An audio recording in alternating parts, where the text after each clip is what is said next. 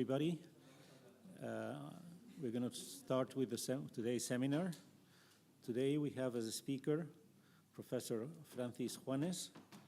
He is from the University of Victoria, a professor in fisheries, and he's visiting a number of countries in Europe, including us, and we are happy to have him also invited at Fonozu at the Sound Library of the museum. Professor Juanes directs a lab that includes more than 40 people at the University of Victoria, as I said, in Canada. They produced, for instance, in 2024, more than 15 articles and book chapters per year. And he has more than 17,000 citations. And he's a specialist in fish in general, more specifically in salmon. But he's worked on different areas like microplastics, predator-prey relationships, climate change, diseases. And today he's going to talk about one of the aspects that interests me the most, which is bioacoustics of fish and noise in their environment in the sea. So we welcome you, Francis.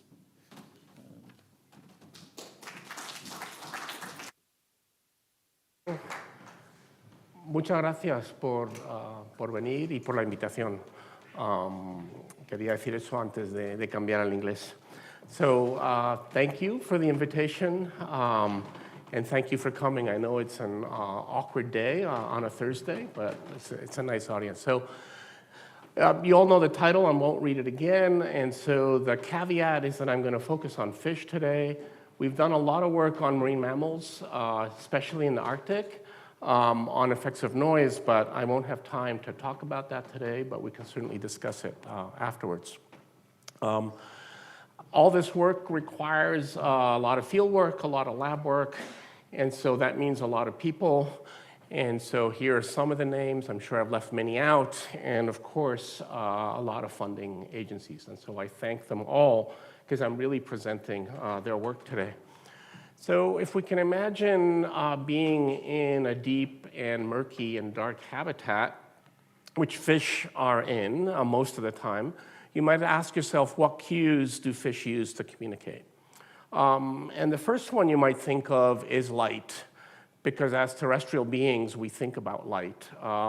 Unfortunately, light is not a very good sensor underwater because it only penetrates to about 200 meters. So not very useful for those fishes living under that. Another option are chemical cues. But chemical cues travel very slowly, and they're reliant on water movement for transport. So not very reliable for communication. However, acoustics may be a much better sensor. Sound travels fast and very far underwater. But fish communicate in an entire soundscape with a variety of sounds, something we like to call a cacophony of sounds. So then the word that pops up, and it pops up very often now, is the idea of a soundscape. What is that? It's an acoustic landscape. One of the first people to define that was Murray Schafer, a musician, a politician, an ecologist, a Canadian, and he said an acoustic environment consisting of events heard rather than objects seen. So a soundscape has these two words, sound, and these are the measurements of the sounds themselves, and the scape is the context that they occur in. We're all familiar with terrestrial soundscapes, so the sounds of airplanes, the sounds of birds, the sounds of human voices, the sounds of water. But most of us are not very familiar with the aquatic soundscape.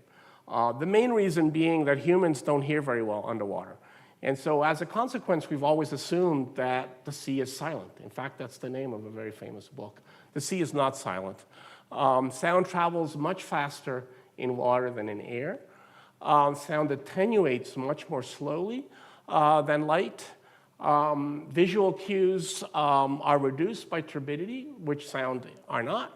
And so sound, therefore, is used as a preferred sensory modality in a variety of aquatic animals. And yet, we know very little about this still. A soundscape has three components. There is the geophony, which are the geological or natural sounds. There is the biophony, which are the biological sounds produced by animals, and even plants produce sounds underwater. And then the anthrophony, which are those human-produced sounds. These components have different scales, both spatial and temporal scales. And so you can see a lot of the examples are in there. But note that shipping and acoustic shipping noise has an enormous temporal and spatial scale. And so it's become a very important source of that anthropogenic noise. We're all familiar with geophony. It's the sound of rain, the sound of ice breaking up, and even the sound of lightning. And you can hear all of that underwater. The biophony, as I said, is much less known, but invertebrates make sounds, things like sea urchins with their spines. A fish feeding on that same sea urchin is going to make a sound. As we'll learn, fishes make all kinds of sounds. Even a swimming animal will make a sound.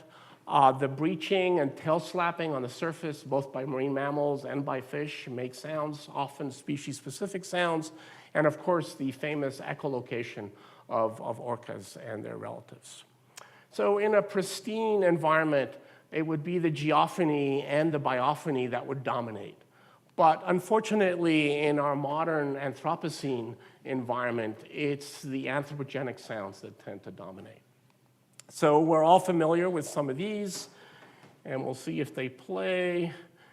They're not very nice to the human ear. And they don't play. Let's see if that one plays. Oh.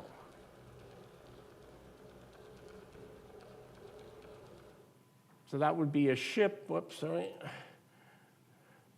Let's see if this one plays. Oh, that was the piling. And I think we'll hear this one. So that's the seismic exploration. And these sounds are there all the time underwater. So again, we're going to focus on shipping because it's global and it's pervasive. It exists everywhere. And it's a source of noise. And you can see how prevalent and how noisy it can be, particularly at certain frequencies at about 100 hertz. And you'll see why that's important in a moment. Also, shipping is increasing over the last 50 to 100 years. So not only are ships getting larger, there's many more of them. The larger the ship is, generally the more noise it tends to make. And that's led to about a 3.3 dB increase in aquatic noise per decade over the last 50 years or so. So why is this important?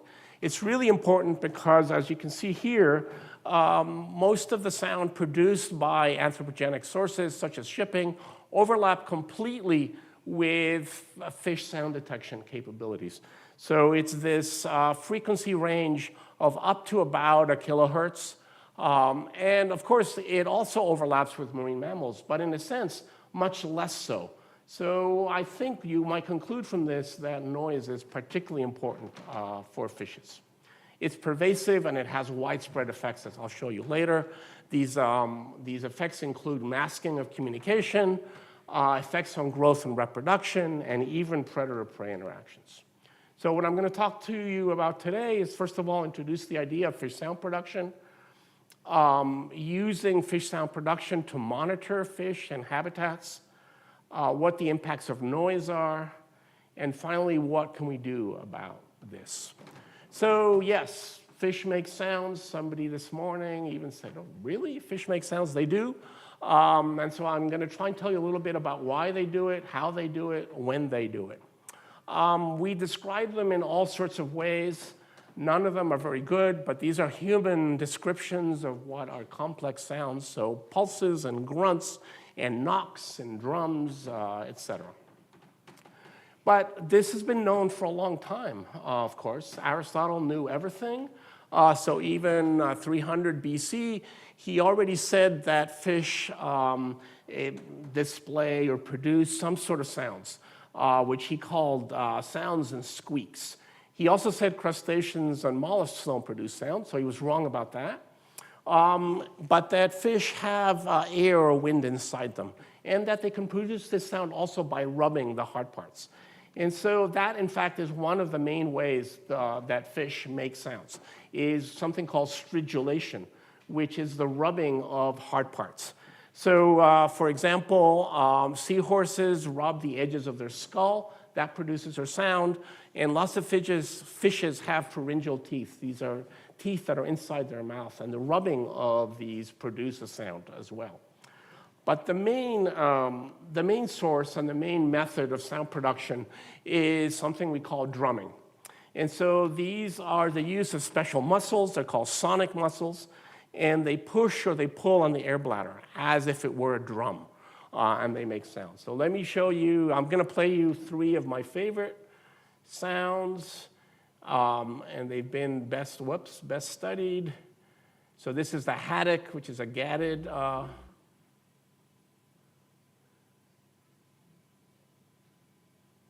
which we don't hear, even though we tested it. Oh, there we go.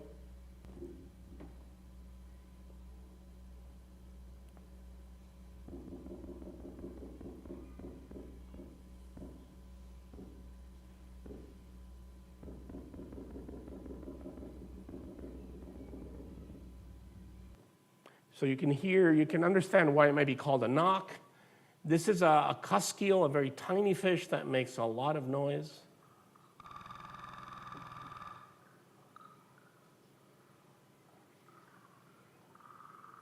And you can hear that it choruses, so a bunch of males will all make sounds at the same time. And finally, the drum.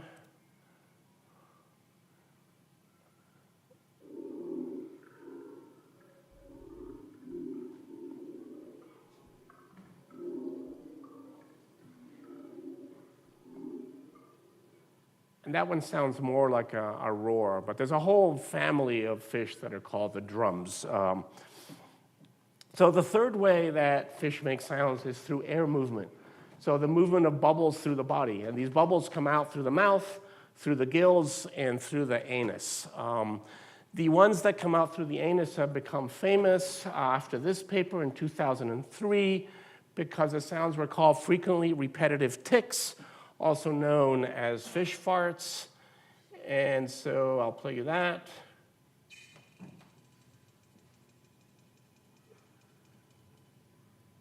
And so these are species-specific sounds. And fish farts became a bit of a media sensation on TV and radio and newspaper. This person here published this book called Why Fish Farts and Other Useless or Gross Information About the World.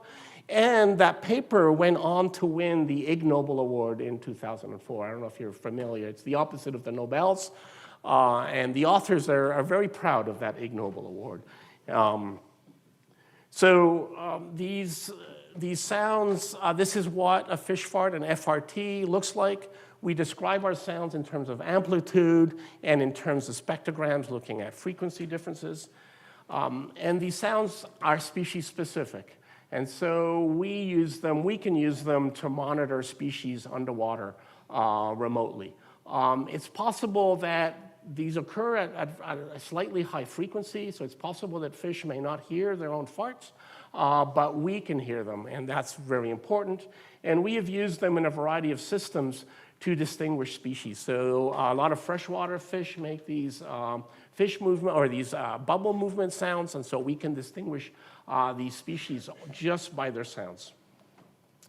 So you may ask yourselves, well, how important is this? How many fish species make sounds? In order to do this analysis, we differentiate 2 types of sounds.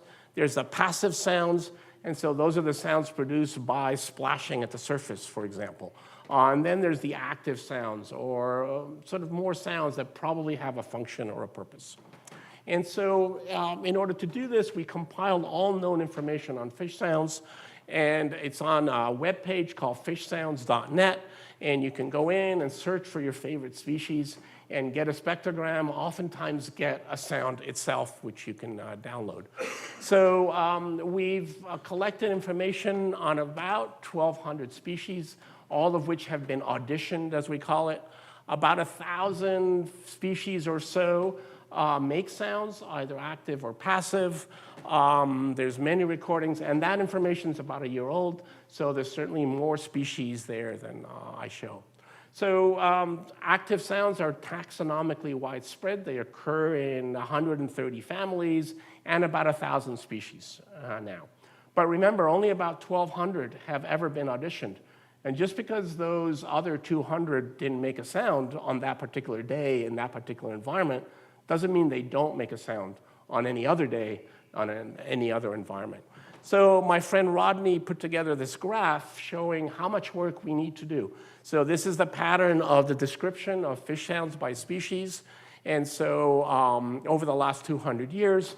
And so if we continue at this rate, it'll take us about 2,000 years to survey all known species of fishes, which is about 35,000 species or so. So we got a lot of work ahead. Fish sounds, we can use now this database to do a variety of things. And I didn't include a lot of them because I don't have time, but some general things are that fish sounds are also, as well as taxonomically widespread, they're geographically widespread. They occur in all oceans, in all freshwater systems, other than Antarctica, and that's because nobody's ever recorded in Antarctica. We're doing that at the moment, so hopefully we'll be able to update this and include some Antarctic fishes. Most of those collections are in equatorial regions. That's no surprise. People like to work in warm places, and it's easier to do so. But it seems that sounds are relatively more common in the north, so a higher percentage of species produce sounds in the north, perhaps because it's darker there. We don't know. Why are fish vocal? There's a variety of reasons that we might imagine. One is spawning and courtship behavior, aggression and territorial behavior, distress, or predator-prey behavior. So we use fish sounds to try and get at those purposes, focusing now on marine subtropical fishes by dividing the data by the study environments and the behavioral context. And so turns out that when we look at fishes in captivity, most of their sounds are due to disturbance. Again, no surprise. Studies that have been done in the wild, and you can see there's many, many fewer of them, fish produce sounds for reproductive purposes. And generally, it's the males. The males develop these sonic muscles at spawning time. You can track spawning in some species this way, or at least maturity, male maturity. And then the females are attracted to those sounds. And I'll show you an example a little later. When are fish vocal? They have daily patterns, generally nocturnal, generally at night, probably as a response to predation risk, and also seasonally, as I mentioned, during spawning periods. We've done a little bit of recent work on the timing of sound production. It's not an easy thing to do. This is on a couple of species on our work in the Arctic. So Arctic cod produce most sounds early in the year, in February or so. And again, this nicely matches with when their spawning activity occurs. Another related gatid, the walleye pollock, makes most of its sounds later in May, also matching its time of reproduction. As far as time of day, Arctic cod like to sing at night. Walleye pollock seem to sing day and night. So why these differences, we don't really understand it. This is fresh off the presses, and it's a very interesting result because we examined the hearing sensitivity of Arctic cod, and it turns out that, I don't know if you're familiar with this type of graph, but this measures when sound is detected. And this is the frequency, and so the lower the line means that it's easier for that fish to detect that sound. And so you can see that fish that are spawning are much more sensitive to sound than the non-spawning individuals, and also much more sensitive at this low frequency, which is their sounds they're making at this frequency, and also perhaps they have a larger range. So there's quite a big difference here in sensitivity. So a really exciting result that we're writing up right now. So how do we collect these sounds? How do we audition new species? The standard way is to put some hydrophones. This is a hydrophone. This is a tank. You can see in the back is an underwater speaker where we can produce sounds. And this is one of our favorite species that I'll introduce to you later, the midshipman. Some work on Arctic cod in big tanks at the Hatfield Marine Sciences Center. So this is how we collected that data on temporal patterns in sound production. You can see how enormous this tank is. These are large animals, spawning ready animals, and this is the hydrophone sitting in the middle of the tank. And so using this kind of setup, we were able to describe the sound of this species for the first time. To me, it's still amazing that on any given day, you could describe a new sound for a new species. You could go out here in the Mediterranean and do that any day of the week. And so, let's see if this sounds. It's not a very exciting sound to human ears.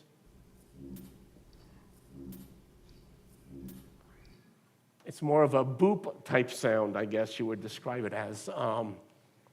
Similarly, we're working with the walleye pollock that I also mentioned. There we used the big round tanks. Again, these are very large fish, and you can see the hydrophone here hanging from the middle of that tank. We were able to describe that species for the first time as well. I won't play it to you because it's very soft and not very interesting. And finally, another very important species in our part of the world, and I'll tell you why that later, the sablefish, also known as the black cod. And so we tested that fish in the lab, but also out in the field at a farm for them in northern British Columbia in big net pens. And that's my ex-research associate, Amalis, from Ibiza, who worked with me for many years. And so we were able to describe the sound of this species for the first time. It's a very unusual sound.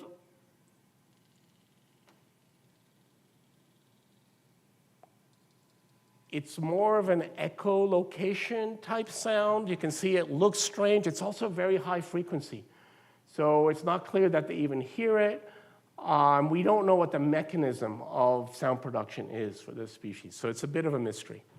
But the standard way, the way we've always gone about this is to go out on a boat and put a hydrophone in the water, stop the motor, and see what happens. And so this is my colleague and close friend, Rodney Roundtree, and we've done a lot of this over the last 30 or 40 years.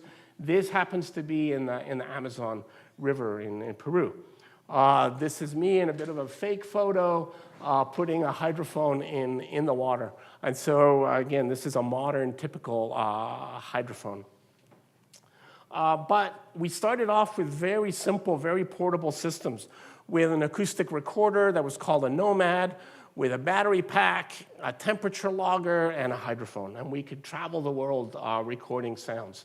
We moved up, worked with MIT, the Massachusetts Institute of Technology, and we developed this, which again had the same recorder built in, but had a case that allowed us to record deep sea sounds for the first time.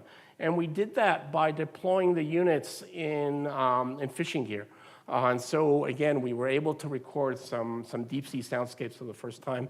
We moved to what's called the ISIS system. You can see a lot of complex equipment in here. We had some bait bags, and these are the hydrophones on either end of this. And we had lots of fancy video. It didn't work very well, but it was a good try. The modern world is different. Everything has changed. So now we have these amazing sound traps. And this is what most people that work on fish and underwater acoustics are using. They're produced in New Zealand. They're a one-man operation, and they work really, really well on their standalone unit that is affordable. This is a Canadian-made product called an AMAR. It's also really good. It's much larger, much more expensive. But they also produce things that can go down to 6,000 meters. Which is, again, amazing to my mind. And of course, you can put hydrophones also on gliders, on an AUVs, and record soundscapes that way. One of the things we had to tackle is localizing the sound of a fish. So you might see a fish in front of you, you hear a sound, and you assume that it's that fish making that sound. But you might be wrong. The sound might come from behind you. And so we had to devise a way to try and localize underwater where that sound came from. And this was the first effort at doing that. And so the way we do it is we record the sound. We now have automatic detection that can pull out sounds of interest using a time difference of arrival at the different hydrophones. We can localize in 3D space where that sound comes from. If we're lucky enough to have video at the same time, we can visually identify and confirm that it's that species making that sound. And so this has really changed the way we do things. But note how recent this is, 2018. So this is really emerging. So this is the array we built. We call it the ZAV array because the person here for scale was a PhD student. His name is Xavier. So the ZAV array, you can see it's quite large. It does need divers. You can see the hydrophones are mounted, the recorder's down here, and one of the cameras is there. This is what it looks like underwater, and this is the other camera. And here's another image of it underwater, the camera. And you can see that these are the 6 hydrophones, and they're positioned in particular places to optimize localization. There's one camera, there's a second camera, and here's the acoustic recorder. Here's a fancy version of it for a paper. It's entitled something like Knock Knock, Who's There, which is beautiful. And that paper just came out yesterday, I think. And this is a beautiful photo done by a professional photographer. You can see the cameras here, the hydrophones, and in this case, there happened to be a beautiful rockfish right in the image that we were able to identify. But it's not always very practical to deploy the ZAV array. So we also have something we call the mini ZAV array, which is much smaller, and Xavier can actually deploy it from a boat without needs for divers. And so again, it's a much smaller system. It has 4 hydrophones, the acoustic recorder, and only 1 camera. And if that isn't good enough, we also have developed a mobile array, which is on an ROV, a very simple ROV. And so this one has 3 hydrophones, the recorder, and the camera. But this one, obviously, well, it's cabled for one. It has a motor, so this thing has to be put on the bottom, sit and listen for a while. Otherwise, all we would hear would be the motor. We're also very lucky in our part of the world. So if you haven't been to Victoria, it's right here. As you can see, this is Vancouver Island, which sits off the west coast of Canada. This is Vancouver, which you're much more familiar with. And so we have something called Ocean Networks Canada that has 2 very large underwater observatories. This is the one in the Strait of Georgia. So the cable comes out from the Saanich Inlet. And so we can deploy much fancier, much more sophisticated units. These are all cabled. And so this one has a video camera. It has recorders. It has lights. And it has an acoustic camera. An acoustic camera is a high-frequency sonar that takes acoustic images. And so for the first time, it allows us to see in the dark. And it allows us to ask questions about how do deep-sea animals respond to light. And so this is what the setup looks like. We have the camera. We have the Ditson. That's another word for the acoustic video. We have the hydrophone, which we have to keep at some distance from all of this because all of this makes noise. And if you've never seen an acoustic camera image, this is what it looks like. So they're not very good for identifying species per se, but they're really good at saying, well, that was clearly a fish. And sometimes that's good enough. So Ocean Networks Canada also has a network that goes out to the Pacific down to about 4,000 meters, and so it leaves from the west coast of Vancouver Island, and we've done a lot of work at this particular location here, the Barkley node, at about 650 meters. And so I'll tell you a little story, because this footage is available to all. You can go in right now and see live footage. And so my buddy Rodney was actually not well, sitting in his bed, being bored, and so he decided to look at some footage. And lo and behold, he saw this. So this is an elephant seal.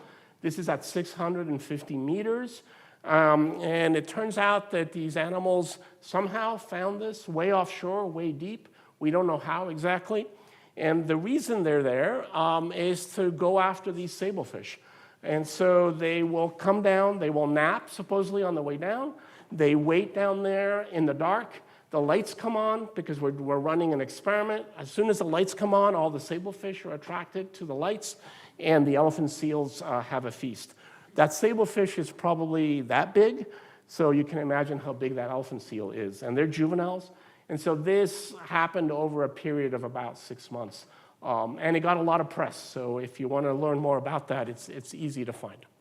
So why do we do this? Why do we listen to fish?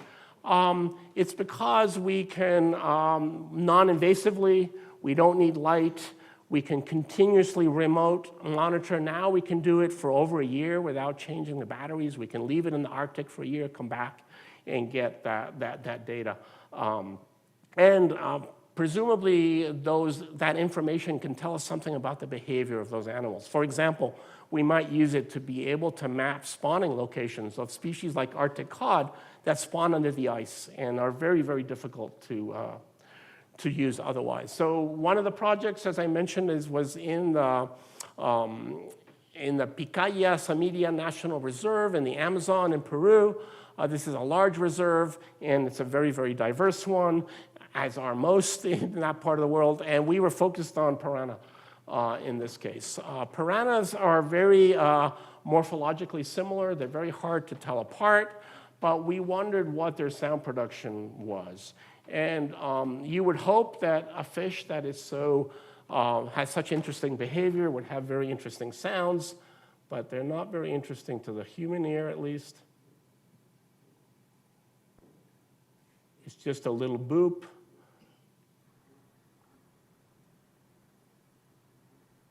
I don't even know if you can hear that. Isn't it boop, boop, boop, boop? But the important thing is they're all species-specific sounds.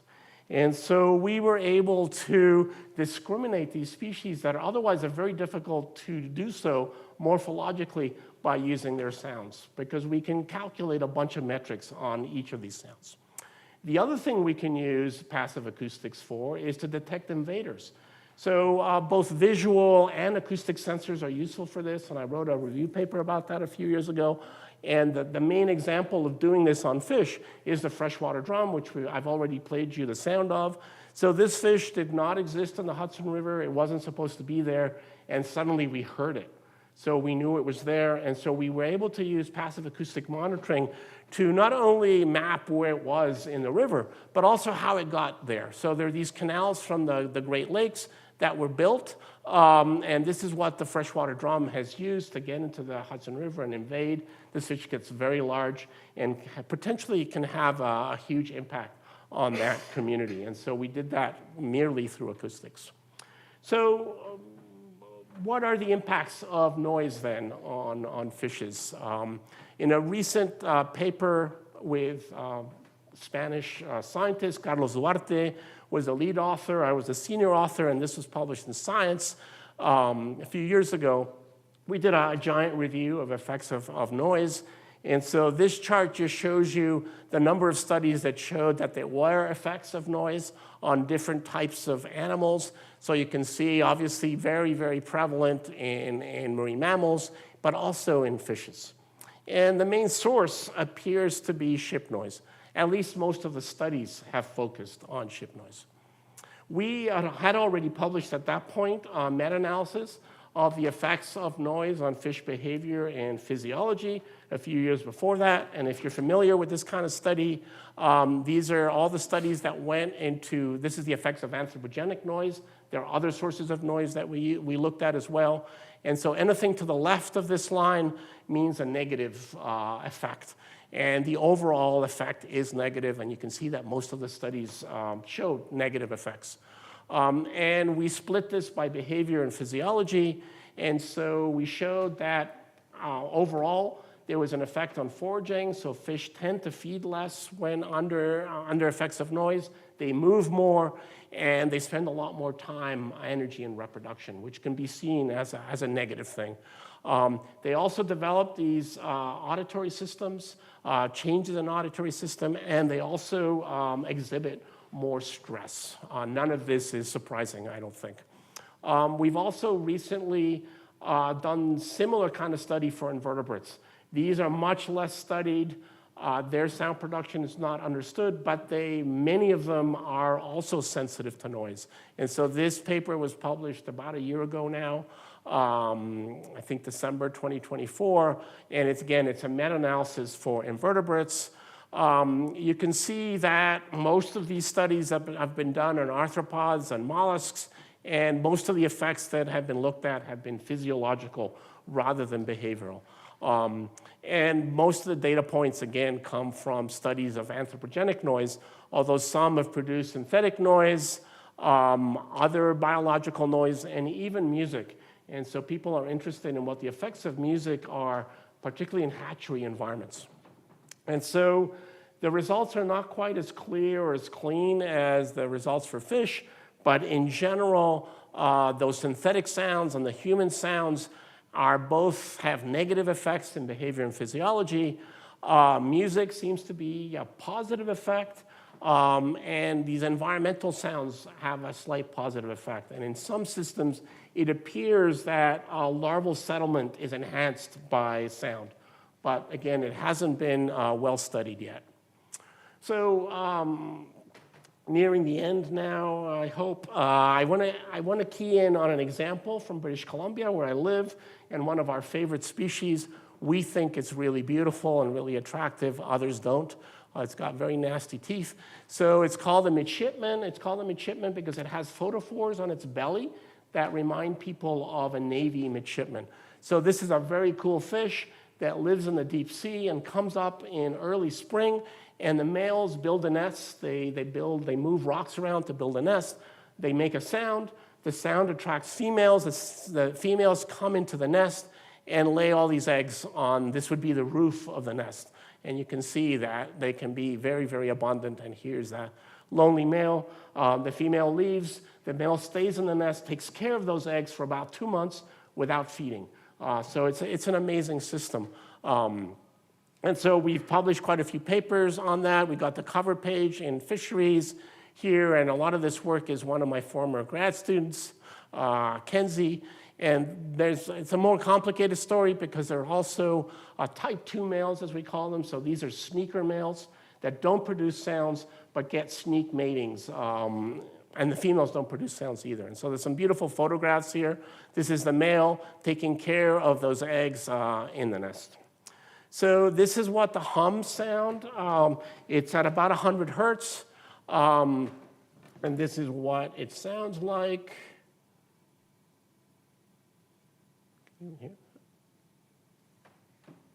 Can't hear it, but it sounds like that forever. And they can do this for hours at a time. And this is the sound that attracts the females. But they produce 2 other sounds, what we call a grunt and a growl. And these are to keep invaders in the nest away, so either conspecifics or a lot of crab species that try to eat the eggs.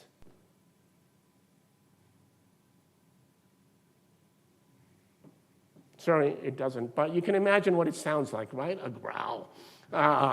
And so this species is very affected by noise. It lives in the intertidal, and so these are very busy areas, and this is what boat noise looks like acoustically, and you can see that it masks any kind of sound that the fish would make. So we were able to replicate some of this in the field using a real boat. And so we were able to test something called the Lombard effect, discovered by Etienne Lombard in 1911. It's also called the cocktail party effect. It's what we've all experienced when we are in a very loud room with a lot of people. We tend to speak a lot louder to be heard above the din. Well, it turns fish can do this as well. They increase the amplitude or the volume of their sounds. They can change their vocalization rate, how often they produce sounds, and they can change the pitch of those sounds. And only about 4 species have been shown to do this because it's a very difficult experiment to do. So midshipman is one of these. So they produce fewer vocalizations during boat noise, agonistic vocalizations. So you can imagine how that would be a problem. They increase their hum frequency by about 4 hertz to be heard again above that noise. Their hums were not louder, however. But the grunts and growls were louder. We were also able to look at behavioral responses as well as vocalization. And so boat noise increases nest defense compared to ambient conditions. So they spend more energy on nest defense, and they spend more time on parental care. So this suggests that there are strong negative influences on reproductive behavior and communication, and that could lead to increased energy expenditure and presumably increased predation risk as well. So just to finish up, what can we do about all of this? There's a variety of things that I'll go through very quickly. The first is the idea of vessel slowdown. If we slow down a vessel, it's going to produce less sound. The Port of Vancouver has been very active in doing this to protect orcas. We did some work in the Canadian Arctic to try and look at effects on whales and fish. And so we focus on something we call listening space reduction. This is taking the point of view of the listener and how much that space over which it can hear sounds will be reduced when there's noise around. And so this figure shows some of those modeling results, and this is for belugas. And so you can see this is listening space reduction. So the higher this number, the worse it is, the more that listening space is reduced. And so you can see that as speed increases, listening space reduction increases as well. So a good way to mitigate would be reduce speed. And that's true for both container ships and cruise ships. And this is based on recordings from the Arctic. A second thing might be to create marine protected areas that are quiet in some way. We have lots of marine protected areas. Most of them are not quiet. In BC, we have something called rockfish conservation areas. There's about 140 of them. And we're trying to protect these beautiful fishes called rockfish. Sebastes genus. They live over 100 years. The problem is a lot of these RCAs, as we call them, are right underneath shipping lanes. So there happen to be very busy locations. And again, nobody thought about thinking about sound. These are all soniferous species, by the way.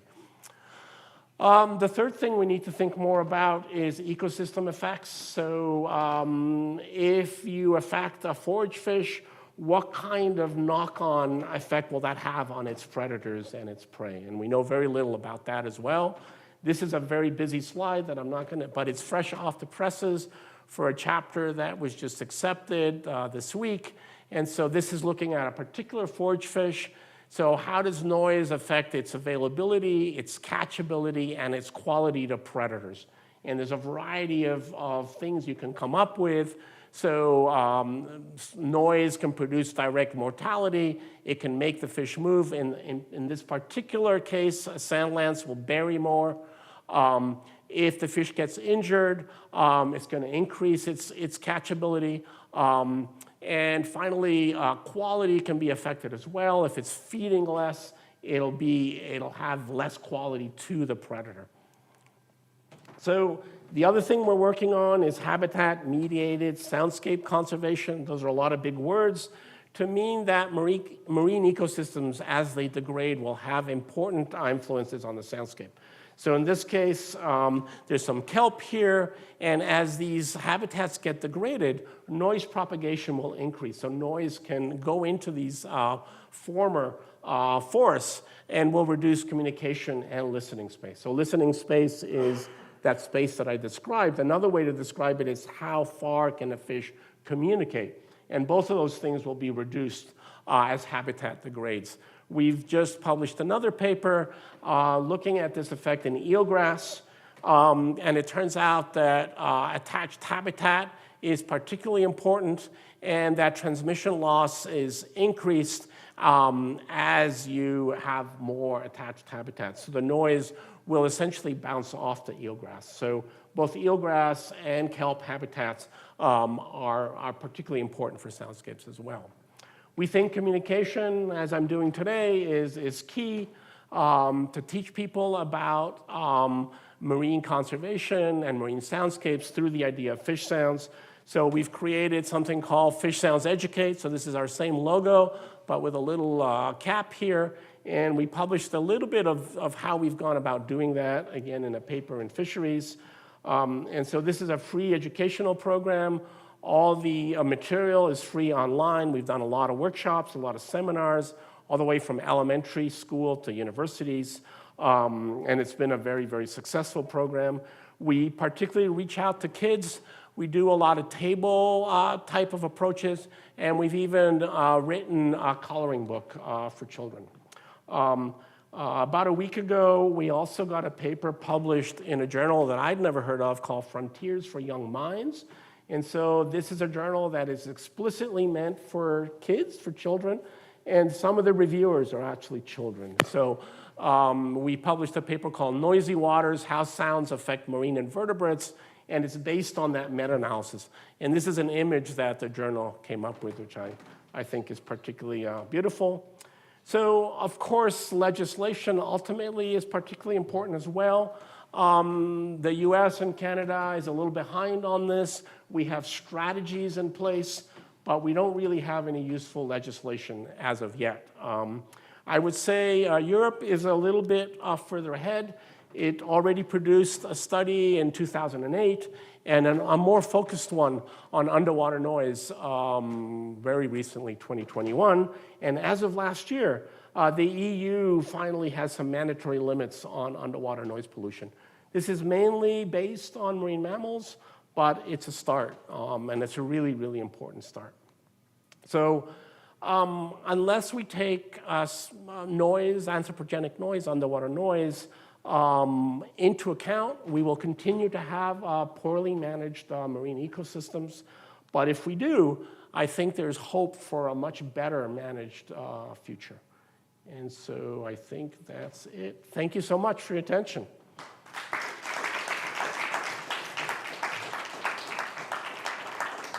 And I will take questions. It was a little long, not too bad.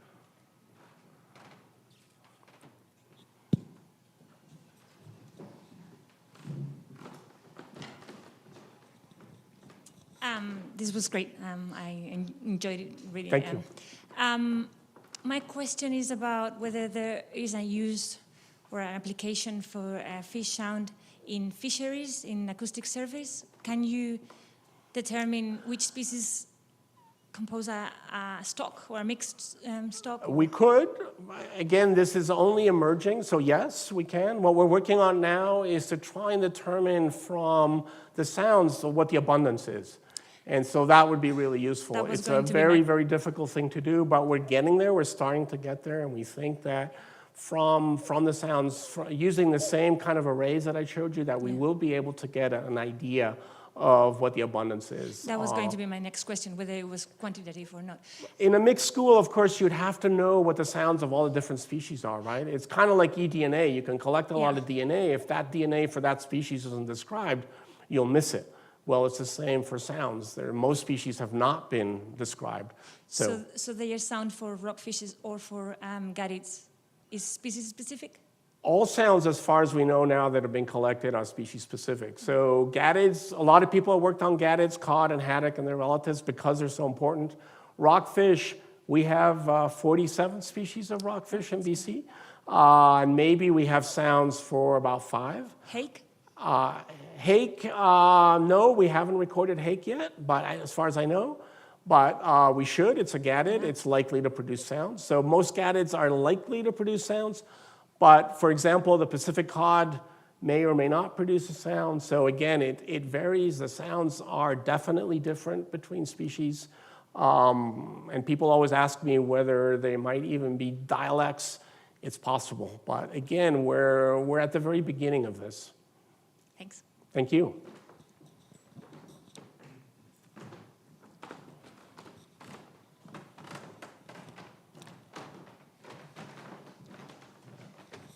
Thank you so much. It was really fascinating. I have a question. Maybe you mentioned, but I missed it.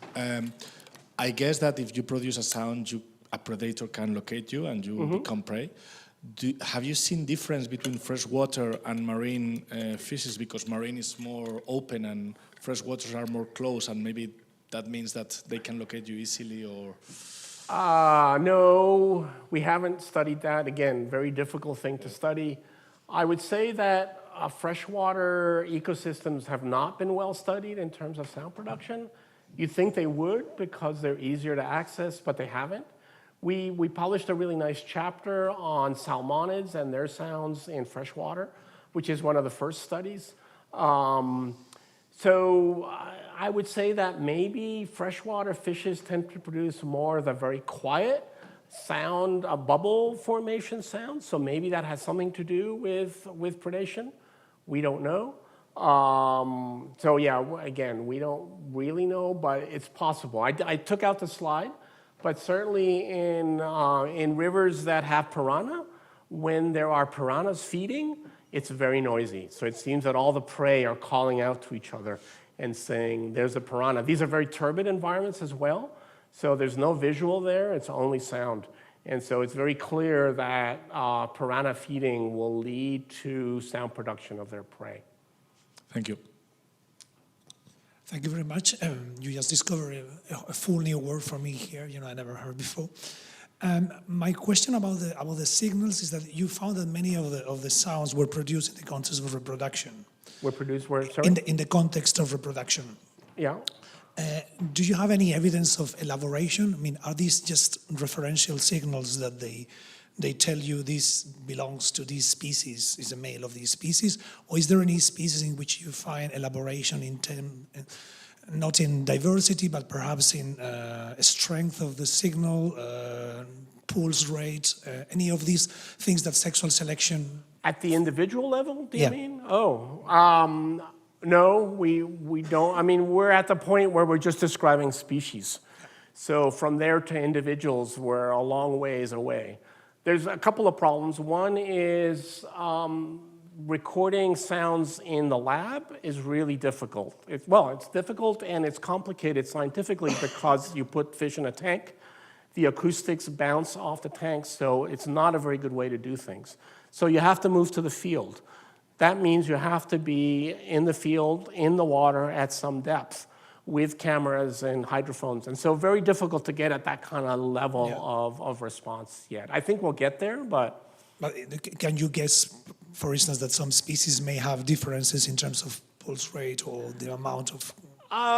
Certainly, maybe you could even guess that maybe, males that are more successful, that are more risk-prone, might produce more sounds. We're trying to look at that in our nesting fish. So are there males in certain nests that have different characteristics that males in other nests? And is that the reason why they're more successful, for example?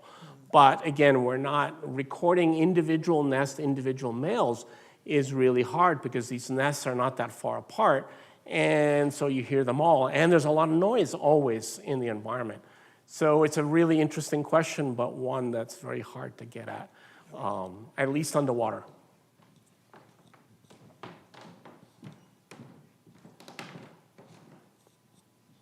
I have another question for you. Okay.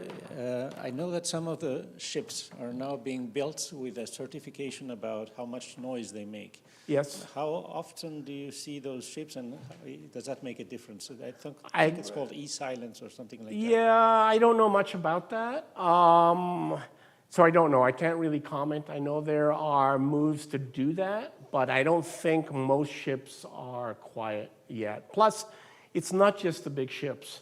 Somebody was saying these recreational vehicles, we have a paper actually in the Mediterranean, and there it's all these very small recreational vessels, the fishing vessels, all of these which are still really, really loud. So it's not always the very large ships. But yes, there is a move to produce more green ships, but I couldn't tell you whether that's effective or not. I also have a question about your talk. I mean, did you try with different light frequencies when you're down below recording visually as well as recording acoustically? In the deep, you mean? Yeah, I was thinking about the elephant seals. Maybe they are attracted to some frequencies and not, to red light. Well, I doubt it's the light because it's at 700 meters, and it's probably a couple 100 kilometers offshore. No, but the lights that you use to light up the scene. Whether the seals are... Whether you've tried with red light or green light? No, so the seals are down there. We know they're down there because we see them on the Ditson. Yeah. So they're sitting there, and then the regular lights come on, and that's when the sablefish come in. Mm-hmm. So we haven't tried, we have the lights that are on this equipment, and that's all we have. So we haven't been able to play with the lights at all. All we can do is turn them off and turn them on. We've asked them, the machinery is very noisy. We've asked them, could you turn off the machinery for 5 minutes every hour? They say no. So playing with the lights, it's complicated because of the fact that it's very deep and it's, you know, thousands of miles of cable. But yes, it would be interesting to play with the light as well as the sound, and also to produce some sounds under there. But getting speakers that work at 700 meters is complicated. We did discover that these seals make a sound that's never been described before when they're hunting the fish. So there was that.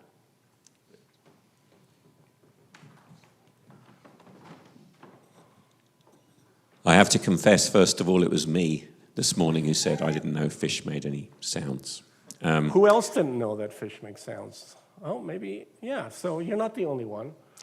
Good. Yeah. Okay, but basically, do you think now you've tested enough species to be able to say, even though fish produce sounds in different ways, that essentially making these sounds is an ancestral state in fish, that nearly all fish produce sound, and that if they don't, it's because there's been some selective pressure not to produce the sounds? Yes, I think that's correct. We're actually doing that analysis. I have an honor student working on that, so it does seem to be an ancestral trait.